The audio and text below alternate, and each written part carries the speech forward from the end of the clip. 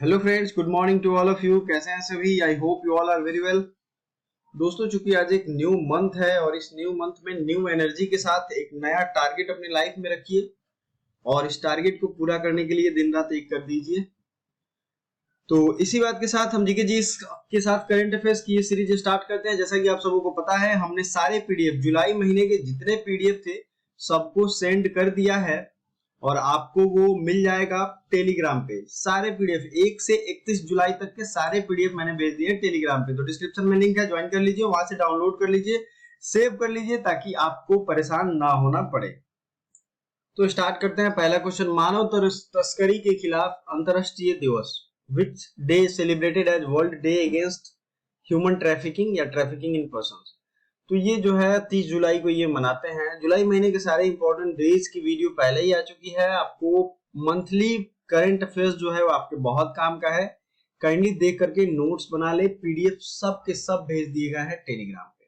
आपको सर्च करना पड़ेगा थोड़ा, और अगर आप हमें कमेंट करते हो तो मैं सारा सर्च करके भेज भी दूंगा। सरकार ने मेडिकल शिक्षा में अन्य पिछड़ा वर्ग के लिए कितने प्रतिशत आरक्षण की घोषणा की है?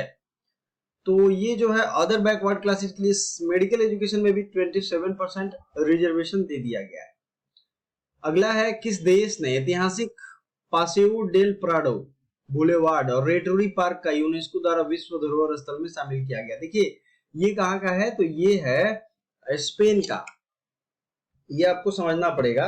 और हमारे देश में भी रमप्पा टेम्पल को और एक और साइट को, अब चलिए दूसरा जो साइट है, रमप्पा टेम्पल तो मैंने बता दिया, दूसरा साइट आपको बताना है कि वो कौन सा है। ये स्पेन का है, पासेओ डेल प्राडो एंड रेटोरी पार्क। ये कहाँ है? स्पेन में है। डिटेल हम लोग देखने वाले हैं, अभी देखेंगे। विश्व प्रसिद्ध गायिका को महाराष्ट्र भूषण पुरस्कार 2021 के लिए चुना गया है। तो आशा भोसले को महाराष्ट्र भूषण पुरस्कार 2021 के लिए चुना गया है। खबरों में रही भारतीय खिलाड़ी लवलीना बोरगोहेन का संबंध किस खेल से है? लवलीना बोरगोहेन का संबंध जो है, ये बॉक्सिंग की खिलाड़ी हैं और इन्हीं का संबंध बॉक्सिंग से है। आपको कैसे याद रखना है इसको? तो लवलीना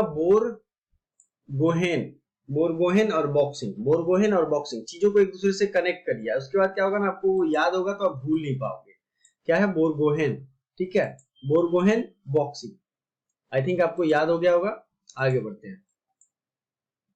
किस कंपनी ने केंद्रीय माध्यमिक शिक्षा बोर्ड के सहयोग से भारत में AI फॉर ऑल पहल शुरू किया? Which company has launch the all initiative for in India in collaboration with CBSE?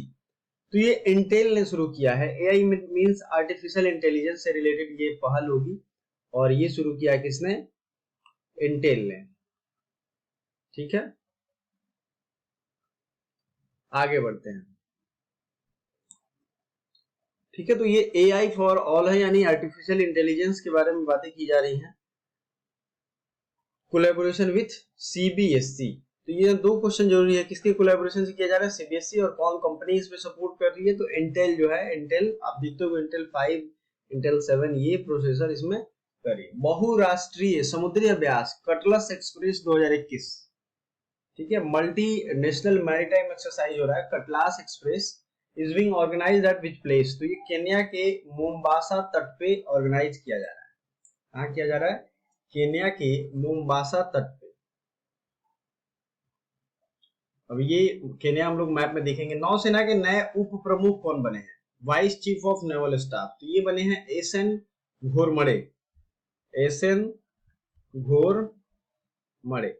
चलिए, आपके लिए अभी कमेंट करके बताना है कि अभी नेवल स्टाफ के जो हेड है, यानी वाइस एडमिरल हमारे कौन है भारत के? ठीक है, बताइए। विश्व व्यापार संगठन की रिपोर्ट के अनुसार कृषि उत्पाद निर्यात करने के मामले में भारत किस स्थान पर है?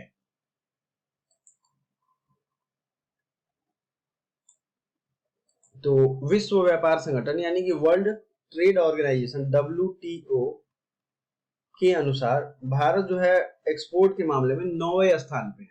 9वें रैंक पे है भारत। टॉप 3 में यूरोपीय यूनियन सबसे ज्यादा एक्सपोर्ट करती है, फिर अमेरिका एंड फिर ब्राजील। ये तीन जो हैं देश, ये सबसे ज्यादा एक्सपोर्ट करते हैं। वर्ल्ड ट्रेड ऑर्गेनाइजेशन के बारे में जान लेते हैं। इसकी स्थापना हुई थी 1 जनवरी 1995 को और इसका पहले नाम था GATT, general agreement on trade and tariff. लिखना चाहते हो तो लिख लो, trade and tariff, general agreement on trade and tariff. ठीक है, मुख्यालय जो है इसका जेनेवा स्विट्जरलैंड है, सदस्य देश 164 है, महानिदेशक नागोजी ओकोंजो इवेला, ये इसका डायरेक्टर जनरल है। ये जापानीज है, इनका नाम इसलिए ऐसा है। तो आपको क्या याद रखना है, कोई एक चीज याद रख लो, ओकोंजो याद रख लो, ओकोंजो, तो इससे आप इसे पकड़ पाओगे। वर्ल्ड ट्रेड ऑर्गेनाइजेशन का मुख्यालय कहाँ है, जिनेवा स्विट्जरलैंड। चलिए अगला क्वेश्चन देख लेते हैं। राजीव गांधी ग्रामीण भूमिहीन कृषि मजदूर न्याय योजना, कृषि मजदूर न्याय योजना ये शुरू किया है छत्तीसगढ़ में। छत्तीसगढ़ की राजधानी क्या है, नया रायपुर। और इसके बारे में डिटेल जी के जीएस फैक्ट्स हमने रखा है, पहले एक बार हम लोग देख लेते हैं फिर रिवाइज करेंगे। वैश्विक शिक्षा शिखर सम्मेलन 2021 का आयोजन किया जाए, global education summit 2020 will organize in which place, तो ये लंदन में ऑर्गेनाइज किया जा रहा है वैश्विक शिक्षा शिखर सम्मेलन। किस राज्य से राजा मिर्च का निर्यात लंदन किया गया है, तो राजा मिर्च का निर्यात किया गया है लंदन, नागालैंड से। और ये राजा मिर्च क्या है, तो ये जीआई टैग इसको मिला हुआ था 2008 में, और 2007 में गिनीज वर्ल्ड रिकॉर्ड द्वारा दुनिया की सबसे तीखी मिर्च इसे घोषित की गई है, राजा मिर्च। ठीक है, और ये कहाँ प्रोड्यूस होता है, नागालैंड में। आज हम लोग आपके रिवीजन के लिए रिवर जितने भी इंडिया के हैं उससे रिलेटेड जीके जीएस के फैक्ट्स मैप यहाँ पे है, आपको हम रिवाइज कराएंगे, रिवर जीके जीएस। ठीक है, तो इस वीडियो में लास्ट तक बने रहिए क्योंकि रिवर से क्वेश्चन तो आया ही हुआ है। भारतीय खेल सम्मान 2019 में सर्वश्रेष्ठ दिव्यांग खिलाड़ी किसे चुना गया, तो प्रमोद भगत को सर्वश्रेष्ठ यानी कि best disable player by Indian sports award 2019 चुना गया है। किस राज्य की सरकार ने निर्यात बढ़ाने के लिए निर्यातक बनो मिशन को शुरू किया है, निर्यातक बनो मिशन ये शुरू किया गया है राजस्थान, निर्यातक बनो मिशन। 1 करोड़ फास्टैग जारी करने वाला देश का पहला बैंक कौन सा बन गया है, पेटीएम पेमेंट बैंक। ठीक है जी, पेटीएम पेमेंट बैंक ने 1 करोड़ फास्टैग जारी करने वाला देश का पहला बैंक बन गया पेटीएम पेमेंट बैंक। इसे radio frequency and identification tag भी कहते हैं। फास्टैग जो है ये रेडियो फ्रीक्वेंसी पे काम करता है। पेटीएम पेमेंट बैंक के द्वारा ये फैसिलिटी की गई है। 2015 में स्थापना हुई थी। विजय शेखर शर्मा, मुख्यालय नोएडा उत्तर प्रदेश। सीईओ जो है इसके सतीश कुमार गुप्ता है, और ये भारत का ही मतलब सेल्फ डेवलपमेंट ऐप है, आपको पता है पेटीएम, और ये काफी इंपॉर्टेंट है। चलिए अगला क्वेश्चन देखने से पहले हम जीके जीएस देख ले। रिवर की बात की थी मैंने, तो कौन सी रिवर कहां से निकलती है ये ज्यादा पूछा जाता है आपके एग्जाम में। जैसे आपको पता है गंगा उत्तराखंड के उत्तरकाशी डिस्ट्रिक्ट से गौमुख नामक जगह से निकलती है। ठीक है, ये तो आप जानते होंगे, लेकिन क्या आपको ये पता है कि ब्रह्मपुत्रा कहां से निकलती है। सबसे पहले हम लोग मैप देखते हैं कौन सी नदी कहां पे है। अगर आपने मेरा ज्योग्राफी का वो प्लेलिस्ट नहीं देखा है तो काइंडली देख लीजिए, क्योंकि ज्योग्राफी के प्लेलिस्ट में मैंने बड़े डिटेल से ये चीजें बताई हुई हैं। देखिए ये हो गया ब्रह्मपुत्रा रिवर, जिसे यारलुंग जांगबो कहते हैं। चाइना में इसे क्या कहते हैं, यारलुंग जांगबो। ये रिवर जो ऐसे जा रही है यहाँ पे मैं, ये हो गया ब्रह्मपुत्रा, जिसे यारलुंग जांगबो कहते हैं, यारलुंग जांगबो। और पिछली बार बीपीएससी में ये नाम ही पूछ दिया गया था, यारलुंग जांगबो। बहुत लोग कंफ्यूज होकर छोड़ दिए। ठीक है, अब ये हो गया ब्रह्मपुत्रा, इसे वहां चाइना में इस नाम से जानते हैं। फिर अरुणाचल प्रदेश में इसे किसी अलग नाम से जानते हैं। तो ये तो चलता रहता है, नदियों से डिटेल जो है आपको पढ़ना है। सबसे पहले भागीरथी नाम से किस नदी को बुलाते हैं, भागीरथी नाम से। तो भागीरथी आप लोग नोट कर लीजिए, भागीरथी कहते हैं गंगा को, है ना। ये है गंगा, ऐसे उत्तराखंड से निकल के ऐसे ऐसे उत्तर प्रदेश होते हुए ये चलती है। तो गंगा को क्या कहते हैं जी, भागीरथी कहते हैं, भागीरथी। और इसकी ऊंचाई कितनी है, उत्तरकाशी में 3900 मीटर की ऊंचाई से निकलती है। अब इसके साथ ही अलकनंदा और भागीरथी मिलती है, जहां पे उसको कहते हैं गंगा। यानी कि इधर से आप देखोगे, अगर मैंने मैप से जो पढ़ाया है, तो इधर से आती है अलकनंदा, ये हो गया भागीरथी, और ये हो गया अलकनंदा। ये जहां मिलती है वहां से गंगा इसे नाम दे देते हैं।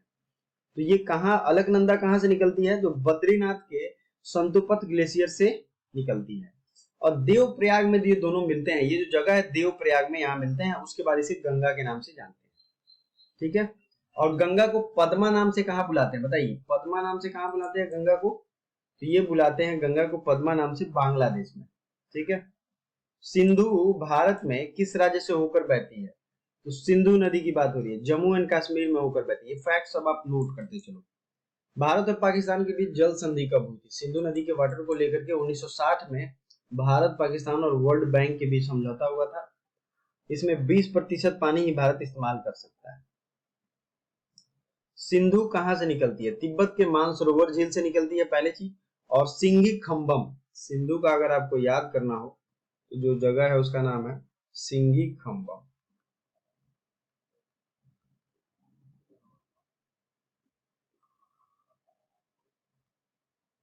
ठीक है,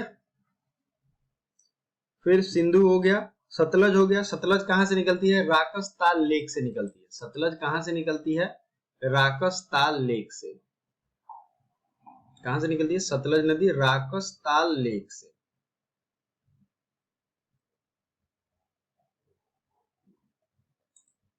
काइंडली लिख ले जो लोग लिख रहे हैं वो। रावी कहां से निकलती है? रोहतांग दर्रे से।